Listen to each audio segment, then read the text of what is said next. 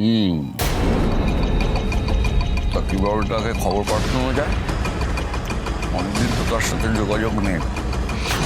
হয়তো মায়ের সাথে যোগাযোগ আছে। দাঁড়াও, আমি মাকে একবার জিজ্ঞেস করি। দেখো কথা বলে, আমার মা তো এমনিতে কোনো কাজে লাগে না, যদি এই কাজটা পারে। নিজ বউ আমার গলার কাটা হয়ে বসে গেছে। এই কাটা না উঠাতে পারলে আমি শান্তিতে ব্যবসাটা করতে পারছি না। অবশ্য পারবে তো মেজ বউকে শেষ করতে? পারবে। যে মেজ বউকে একবার জব্দ করেছে, করে এই বাড়িতে বিয়ে দিয়েছে, মেজ বউয়ের বাড়ি থেকে টাকা পয়সা লুটে নিয়েছে, সে জানে মেজ বউকে কি করে শেষ করতে হয়। ওই তাপসী হলো মেজ বউয়ের মৃত্যু পরোয়ানা।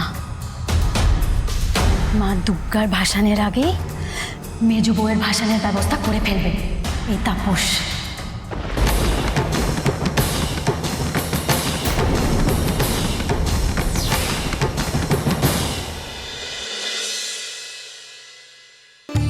বড় বৌমা, উনুনটাকে ভালো করে গোবর জলে লেপে নেবে কেমন? দিদি আসলে পুরনোপন্থী মানুষ তো, আচার বিচার খুব মানেন। পান থেকে চুন খুসলে খুব অশান্তি করবেন।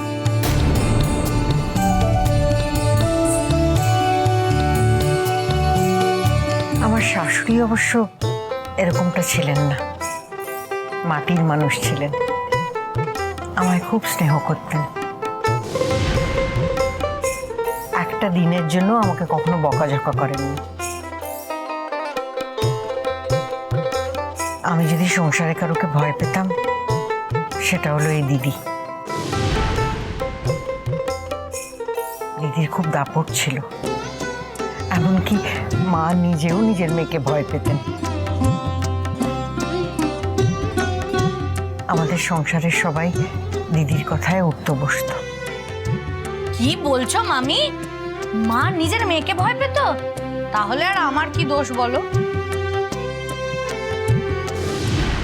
তোর দোষ, তুই কোনো কাজই করতে পারিস না। চাসও না। কোন শাশুড়ি তোর মতন একটা অকম্মারধারী বৌমাকে পছন্দ করবে রে? মামি, দেখলে দেখলে তুমি পর্বতী আমাকে কেমন করে বললো? বেশ করেছি বলেছি রে, সত্যি কথাটাই তো বলেছি।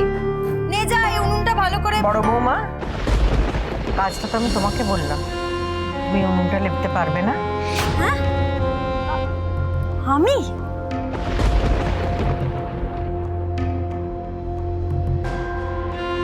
বেশ হয়েছে। একই গোষ্ঠীর জন্য আগুনের আঁচে তেতে পুড়ে রান্না করতে হবে, আবার গোবর জল দিয়ে উনুনও লেপতে হবে। দেখ, আচ্ছা ঠিক আছে বৌমনি, তোমার যদি অসুবিধা হয় তাহলে আমি গোবর দিয়ে উনুনটা লেপে দেবো।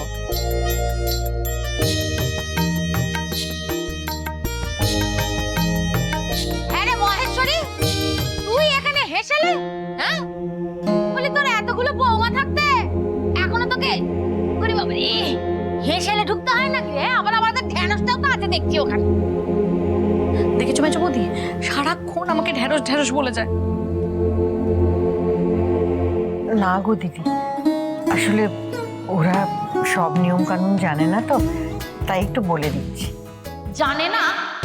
আরে জানে না মানে কি রে? হ্যাঁ, ওদের মতন বয়সে আমরা সংসার ধর্ম করিনি, হেসেল ঠেলিনি, বলি শ্বশুর শাশুড়ির দেখাশোনা করা, ওই এক পুষ্টির লোকজনের জন্য ওগুলো কারি কারি তরকারি পাতি রান্না করা, এগুলো করিনি আমরা? হ্যাঁ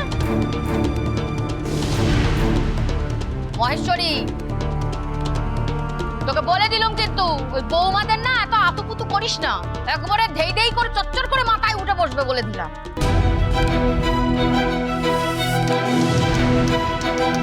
আমাদের ঢেঁড়সটাকে দেখো, ওকে ডাক, ওকে ডাক, দেখ ওর হাত দেখ, এক ফোঁটা দাগ নেই হাতে।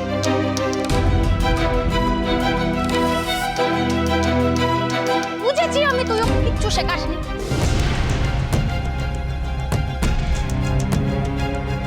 দেখি আমি বলি, তোর জন্যই আমাদের এই সংসারটা একেবারে উচ্ছন্নে গেল। এই যে বড় বৌমা,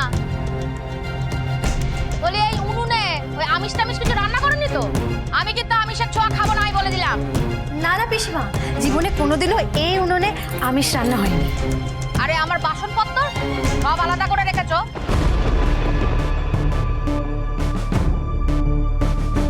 হাতা খুন্তি সব আলাদা চাই আমার।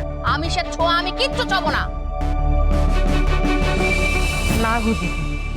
আর মহেশ্বরী, বলি তোদের এই মাছ মাংস পেঁয়াজ রসুনের হেসালেই কি আমার রান্না বান্না হবে নাকি? কি ভেবেছিস? তুমি কি খেপেছো দিদি? তোমার রান্না আলাদা করে এই দাওয়ায় হবে। ওই দাওয়াটা আগে গোবর জল দিয়ে ভালো করে লেপে দিতে বলবি। সেসব আমি দেখে নেবো দিদি, তুমি চিন্তা করো না। তোমার নিয়ম কানুন সব তো আমি জানি।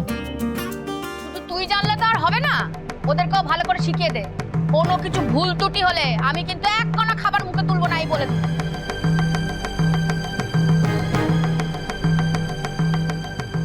তা বলি হ্যাঁ গো, খুব তো একেবারে দুর্গা পুজো করবার জন্য উঠে পড়ে নাচলে। কোন ঠাকুর মশাই পুজো করবে সেসব কিছু ঠিকঠাক হলো নাকি? না না পিসিমা, আমি আজকেই খবর দেব। ও বাবা, খবর এখনো দাওনি? বলি এরপর তো ঠাকুর মশাই পাওয়া যাবে না পুজো করবার জন্য।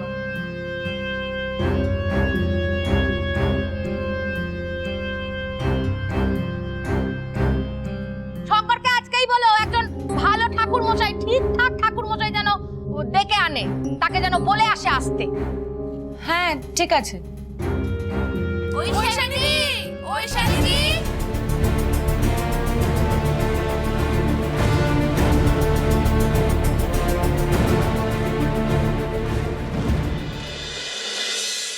ঐশানীদি, মা দুর্গার যে মূর্তিটা বাছা হয়েছে না, কি সুন্দর গো, আমরা সবাই দেখে এলাম।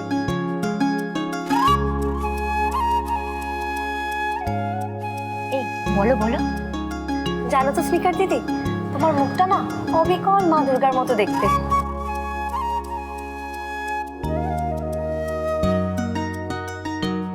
এই ছেটে ছেটে ছেটে এই কি বলে রে? হ্যাঁ বলি কি গো, ঠাকুর দেবতার মুখ মানুষের মুখের মতো হতে নেই, জানো না?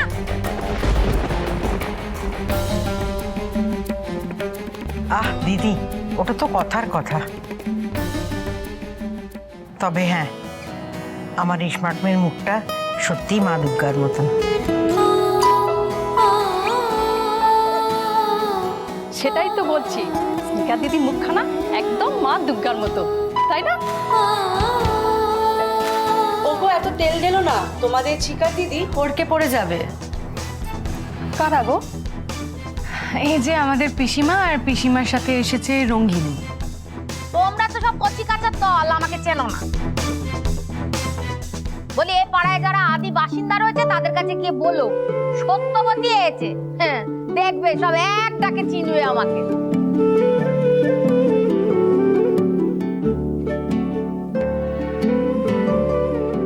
আমরা সবাই মিলে কিন্তু ঠাকুর আনতে যাব। এই মেজে বৌদি, আমিও তোমাদের সাথে ঠাকুর আনতে চাচ্ছি।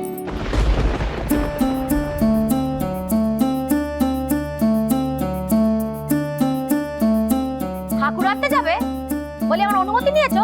হ্যাঁ খুব পা বেড়েছে না তোমার?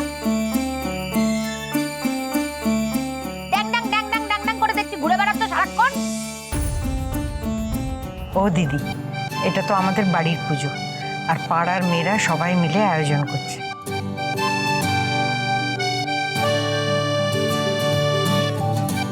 তুমি সেই বৌমাকে যেতে অনুমতি দাও, বাধা দিও না। বাধা আমি দিচ্ছি কোথায়? বাধা তো দিইনি আমি। আমি বাধা দিলে আবার তোমার জন আছে একবারে ফস করে উঠবে আমার উপরে। বাধা দিইনি আমি। আমি বলছি যে আমার সবকিছু গুছিয়ে গাছিয়ে সংসারের সব কাজকর্ম করে তুমি যদি সময় পাও, বুঝেছো, তাহলে তুমি যাবে, তা নাহলে নয়। এই রঙ্গিনী, ধর তো বাবা একটু উঠি। বাবা আমাকে এমনি নিয়ে চল ভেতরে। আর এই সব আদিক্ষাটা দেখলে না আমার একটু গা পিত্তি জ্বলে জ্বলে ওঠে। বাবা চল। বলি হ্যাঁ মেজে বউ, দুর্গা পুজো নিয়ে তারপরে নেচে উঠেছো, ঠাকুর মশাইকে খবর দিয়েছিলে? হ্যাঁ পিসিমা, আজকেই আসবেন ঠাকুর মশাই।